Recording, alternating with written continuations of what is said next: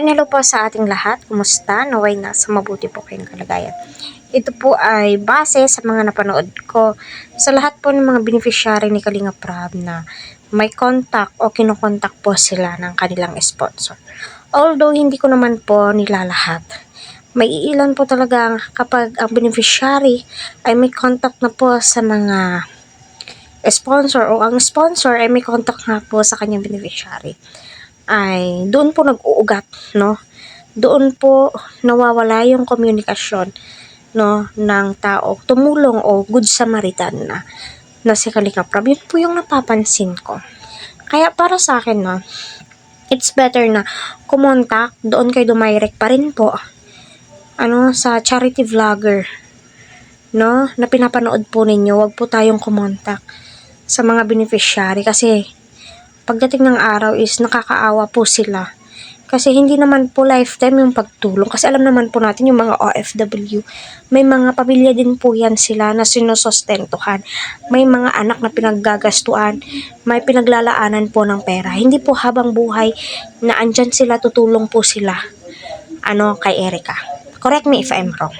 Sila Kalinga Prab, kagaya kay Rina, 1 year na pong tinutulungan, mahigit. Still, andyan pa rin po yung tulong, yung paglingap po ni Kalinga Prab. Kaya isipin po natin 100 times, no? Pero, minsan, no, sa palagay ko, nasa beneficiary din po yan.